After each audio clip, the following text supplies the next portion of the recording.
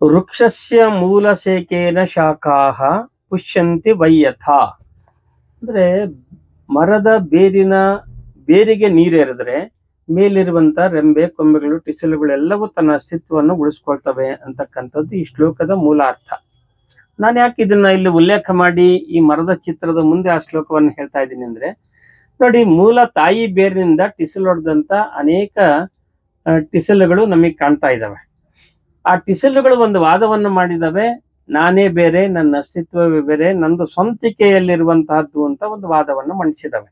ಆದ್ರೆ ಅವು ಮೂಲ ಬೇರಿನಿಂದ ಶಕ್ತಿಯನ್ನ ಪಡೆದು ಟಿಸಲೊಡೆದಿದ್ದೀವಿ ಅನ್ನುವಂತ ಪರಿಜ್ಞಾನವನ್ನು ಕಳ್ಕೊಂಡು ವಾದ ಮಂಡಿಸ್ತಿರುವಂತಹದ್ದು ಇವತ್ತು ನಮ್ಮ ಹಿಂದೂ ಸಂಸ್ಕೃತಿ ಒಳಗೆ ನಡೀತಿರ್ತಕ್ಕಂಥ ಒಂದು ವಿಚಿತ್ರವಾದಂತಹ ವಾದಗಳಿಗೆ ಇದೊಂದು ಒಳ್ಳೆ ಉದಾಹರಣೆ ಅಂತ ನಾನು ಭಾವಿಸ್ಕೊಳ್ತಾ ಇದ್ದೇನೆ.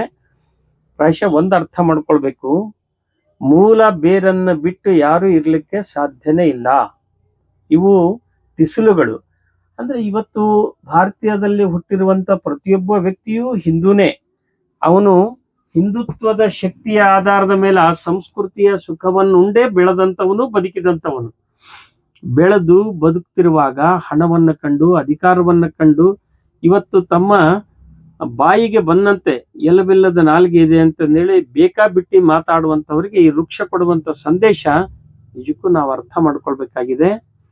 ಯಾರೇ ಆಗಲಿ ಬೇರನ್ನ ಬಿಟ್ಟು ಅಸ್ತಿತ್ವವನ್ನು ಗಟ್ಟಿಗೊಳಿಸ್ಲಿಕ್ಕೆ ಸಾಧ್ಯ ಇಲ್ಲ ಅನ್ನುವಂತಹದ್ದನ್ನ ಒತ್ತಿ ಒತ್ತಿ ಇವತ್ತು ಈ ಮರ ನಮಗೆ ಸಂದೇಶವನ್ನು ನೀಡ್ತಾ ಇದನ್ನ ಅರ್ಥ ಮಾಡಿಕೊಂಡು ನಾವೆಲ್ಲರೂ ಸಹ ಒಂದು ಸಂಸ್ಕೃತಿಯ ಜೊತೆಗಿದ್ದು ಬದುಕನ್ನ ಕಟ್ಕೊಳ್ಳೋಣ. ಆ ಸಂಸ್ಕೃತಿಯಿಂದ ಮಾತ್ರ ನಾವೆಲ್ಲರೂ ಬದುಕಲಿಕ್ಕೆ ಸಾಧ್ಯ, ಭವಿಷ್ಯತ್ತನ್ನ ಕಟ್ಕೊಳ್ಳಿಕ್ಕೆ ಸಾಧ್ಯ ಅಂತಕ್ಕಂಥ ಮಾತನ್ನ ಇವತ್ತು ನಿಮ್ಮೆಲ್ಲರ ಗಮನಕ್ಕೆ ತರ್ತಾ, ಬಹುಶಃ ನಾವೆಲ್ಲರೂ ಆ ಮುಂದಿನ ದಿನಮಾನಗಳಲ್ಲಿ ಇದರ ಅರ್ಥ ಮಾಡಿಕೊಂಡು ಬದುಕೋಣ ಅಂತಕ್ಕಂಥ ಮಾತನ್ನ ಹೇಳ ಬಯಸ್ತೇನೆ.